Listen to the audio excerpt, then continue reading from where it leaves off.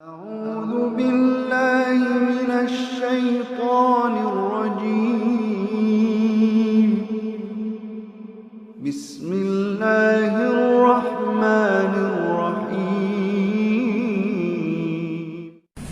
اعوذ باللہ من الشیطان الرجیم بسم اللہ الرحمن الرحیم وواعدنا موسى 30 ليلة وأتممناها ب10 فتم ميقات ربه 40 ليلة وقال موسى لأخيه هارون اخلفني في قومي وأصلح ولا تتبع سبيل المفسدين ولما جاء موسى لميقاتنا وكلمه ربه قال رب أرني أنظر إليك قال لن تراني ولكن انظر إلى الجبل فإن استقر مكانه فسوف تراني فلما تجلى ربه للجبل جعله دكا وخر موسى صعقا فلما أفاق قال سبحانك تبت إليك وأنا أول المؤمنين قال يا موسى إني اصطفيتك على الناس برسالاتي وبكلامي فخذ ما آتيتك وكن من الشاكرين. محترم سامعین، اللہ تعالیٰ فرماتے ہیں کہ وواعدنا موسیٰ 30 لیلة واتممناها ب10 فتم میقات ربه 40 لیلة. ہم نے موسیٰ کو 30 راتوں کے لیے طلب کیا اور پھر ہم نے 10 راتوں کا مزید اضافہ کیا. اس طرح اس کے رب کے مقرر کیے ہوئے وقت کے مطابق 40 راتیں پوری ہو گئی. سب سے پہلی بات یہ سمجھ لیجئے کہ بنی اسرائیل جو ہے وہ فرعون کی غلامی سے نکل کر، مصر سے نکل کر کوہ سینا جو پہاڑ ہے وہاں جب آ کر انہیں پناہ لی، تو اب بنی اسرائیل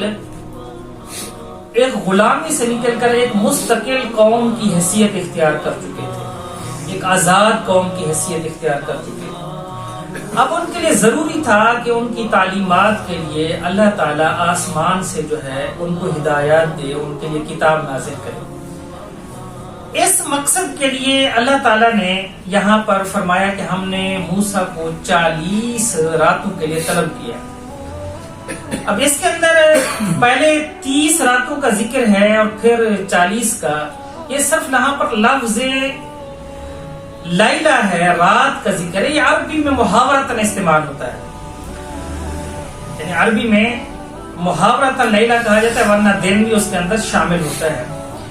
اب یہاں پر بنیادی طور پر تو پہلے 30 دنوں کے لیے ہی موسیٰ علیہ السلام کو طلب کیا گیا تھا، لیکن بعض روایات کے اندر یہ بات آئی ہے، اگرچہ ان کی صحت کہاں تک ہے یہ ایک الگ بات ہے، اس کے بارے میں ابھی کچھ نہیں کہہ سکتے. بنیادی طور پر 30 راتوں کے لیے مطلب 30 دنوں کے لیے ان کو بلایا گیا. لیکن جب 30 دن موسیٰ علیہ السلام نے مسلسل روزے رکھے تو 30 دن جب پورے ہوئے تو موسیٰ علیہ السلام نے مسواک کر لیا، اس مقصد کے لیے کہ میں رب کے پاس حاضر ہو رہا ہوں، اس سے ہم کلام ہو رہا ہوں، میں نے اپنے رب سے، رب کائنات سے بات کرنی ہے، تو تاکہ روزوں کی وجہ سے جو میرے منہ کے اندر کوئی ہوا جیسی چیز پیدا ہو گئی ہے جس سے ناگواری محسوس ہو تو وہ زائل ہو جائے، وہ ختم ہو جائے. جب یہ مسواک کیا تو روایات کے اندر آتا ہے کہ اللہ تعالیٰ نے فرمایا کہ یہ جو روزے کی وجہ سے منہ کی بدبو ہے یہ تو مجھے پسند ہے، لہٰذا دوبارہ جاؤ 10 روزے مزید رکھو اور اس کے بعد پھر میرے پاس آؤ. یہ روایات کے اندر یہ بات آئی ہے. اب اسی 40 دنوں سے ہی یہ جو علم تصوف ہے، صوفیاء کرام ہیں، انہوں نے پھر اسی سے چلا نکالا ہے کہ وہ جو چلا کرتے ہیں. اسی طرح یہاں پر یہ بات بھی سمجھنے والی ہے کہ یہ جو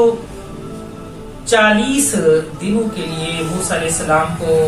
تورات دینے سے پہلے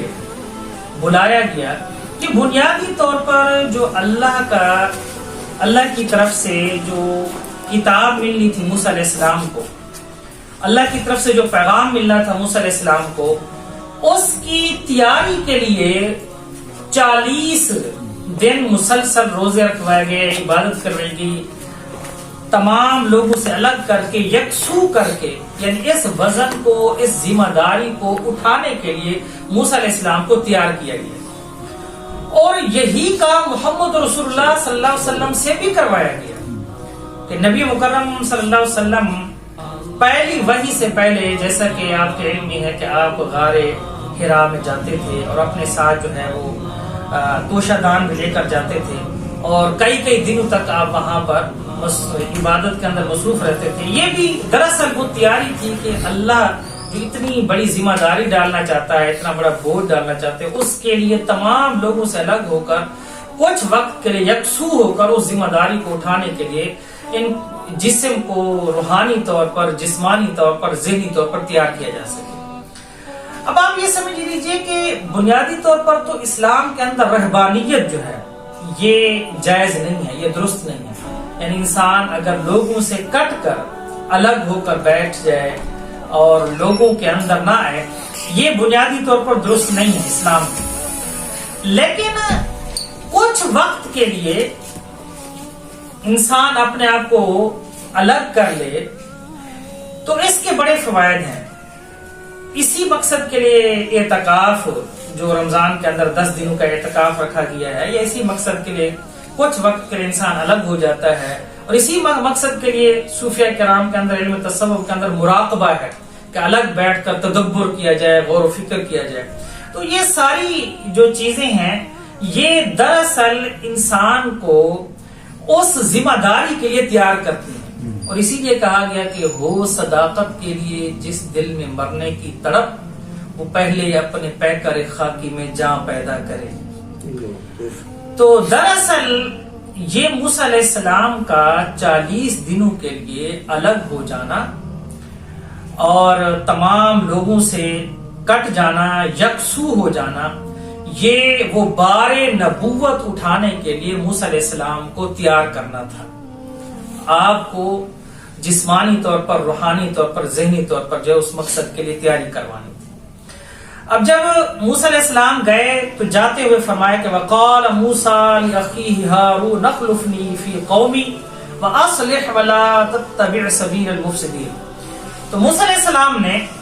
اپنے بھائی ہارون علیہ السلام سے فرمایا کہ میرے پیچھے میری قوم میں تم میرے نائب ہو، تم میرے خلیفہ ہو، ٹھیک ٹھیک کام کرنا اور بگاڑ پیدا کرنے والوں کے طریقے کو نہ اپنانا، ان کے طریقے پر مت چلنا۔ دراصل ہارون علیہ السلام کو موسیٰ علیہ السلام کی درخواست پر، موسیٰ علیہ السلام کی دعا پر ہارون علیہ السلام کو موسیٰ علیہ السلام کا نائب بنایا گیا۔ عمر کے لحاظ سے ہارون علیہ السلام 3 سال بڑے ہیں، ہارون علیہ السلام بڑے ہیں، موسیٰ علیہ السلام چھوٹے ہیں، لیکن بار نبوت اٹھانے کے لیے، اس میں معاونت کے لیے، اس میں نیابت کے لیے موسیٰ علیہ السلام نے اللہ تعالیٰ سے دعا کی کہ اس میرے بھائی کو میرا نائب بنا۔ تو اللہ تعالیٰ نے موسیٰ علیہ السلام کے وزیر کے طور پر ہارون علیہ السلام کو موسیٰ علیہ السلام کا نائب بنا دیا، اور جاتے ہوئے جو نصیحت کر رہے ہیں کہ ایک تو میرے نائب ہو، نمبر 2 ٹھیک کام کرنا میرے پیچھے، نمبر 3 جو قوم کے اندر جو بگاڑ پیدا کرنے والے لوگ ہیں، جو ایسے عناصر ہیں جن کا مقصد ہی بگاڑ پیدا کرنا ہے، ان کی پیروی نہیں کرنی، ان کے طریقے پر نہیں چلنا۔ وَلَمَّا جَاءَ مُوسَىٰ لِمِيقَاتِنَا وَكَلَّمَهُ رَبُّهُ، اور جب موسیٰ ہمارے مقرر کیے وقت پر آ گیا تو اس کے رب نے اس کے ساتھ کلام کیا۔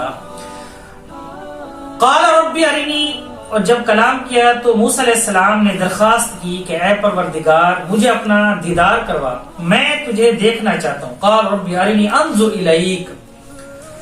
اللہ تعالیٰ نے اس کے جواب میں فرمایا کہ قَالَ لَن تَرَانِي، تو اس بات کی، یہ جو تو درخواست کر رہا ہے، جو دعا کر رہا ہے، یہ اپنے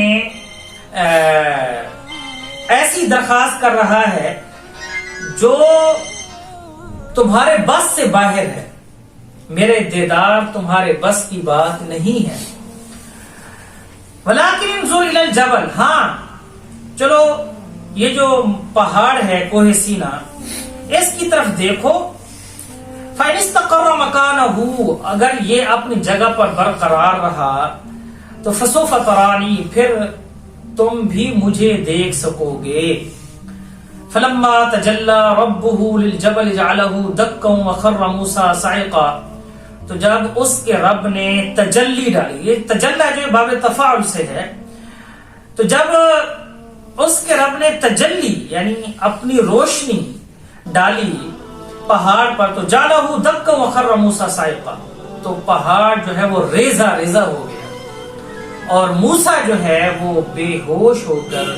آپ گر پڑے. فَلَمَّا أَفَاقَ، اور جب ان کو افاقہ ہوا، جب وہ ٹھیک ہوئے، ہوش میں آئے، قَالَ سُبْحَانَكَ، تو سب سے پہلے درخواست کی کہ اے اللہ تو پاک ہے، تُبْتُ إِلَيْكَ، میں تیری طرف توبہ کرتا ہوں، وَأَنَا أَوَّلُ الْمُؤْمِنِينَ، اور میں سب سے پہلا مومن ہوں، یا میں سب سے پہلے ایمان لانے والا ہوں. اب یہ جو دیدار الہی کا مسئلہ ہے، دیکھیے کہ ہمارا جو موجودہ جسم ہے، اللہ تعالیٰ نے جو اس دنیا کے اندر ہمیں جسم دیا ہے اور اس جسم کے اندر جو آنکھ رکھی ہے، اس کی یہ طاقت نہیں ہے کہ وہ رب کا دیدار کر سکے. ہاں جنت کے اندر جو ہے اللہ کا دیدار ہوگا. نبی کریم صلی اللہ علیہ وسلم نے خود فرمایا ہے کہ جنت کے اندر اللہ تعالیٰ اپنا دیدار کروائیں گے. صحابہ کرام نے سوال کیا کہ یا رسول اللہ ہم اللہ کو کیسے دیکھیں؟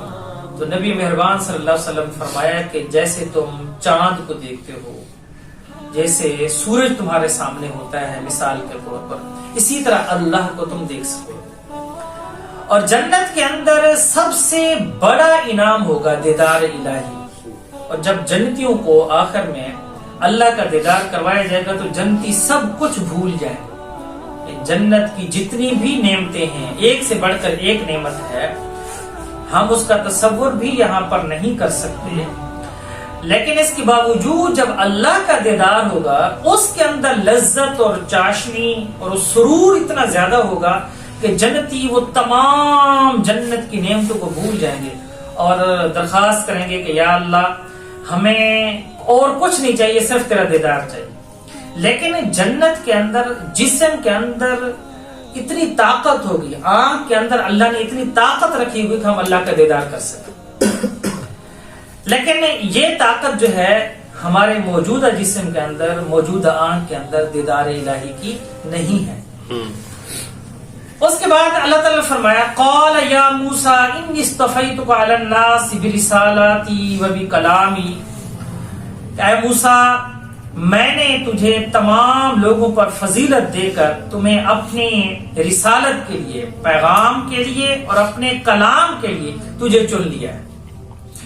یہ جو وبی کلامی ہے یہ موسیٰ علیہ السلام کا خاصہ ہے. وکلم اللہ موسیٰ تکلیما، یعنی موسیٰ علیہ السلام کا لقب جو ہے وہ کلیم اللہ ہے کہ اللہ کے ساتھ کلام کرتے تھے. یعنی یہ بذات خود بہت بڑا اعزاز ہے، بہت بڑا شرف ہے کہ اللہ کے نبی موسیٰ علیہ السلام انسان ہو کر وہ اللہ سے کلام کر رہے. اگرچہ وہ کلام پردے کے پیچھے ہوتا تھا، یعنی ظاہراً تو اللہ کا دیدار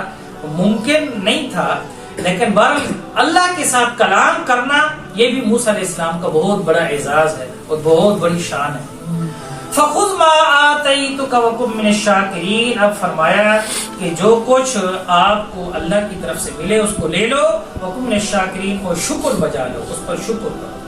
یعنی یہ جو شکر کی صفت ہے یہ اللہ کو بہت زیادہ پسند ہے. دوسری جگہ اللہ نے فرمایا لَإِن شَكَرْتُمْ لَأَزِيدَنَّكُمْ، سورہ ابراہیم کے اندر، کہ اگر تم شکر کرو گے تو اللہ بڑھا چڑھا کر دے گا، تمہیں مزید عطا کرے گا. ناشکری جو ہے اللہ کو ناپسند ہے اور شکر گزاری جو ہے یہ اللہ کو بہت زیادہ پسند ہے. ہر حال میں نبی اکرم صلی اللہ علیہ وسلم نے ہمیں شکر کرنے کی، اللہ کی نعمتوں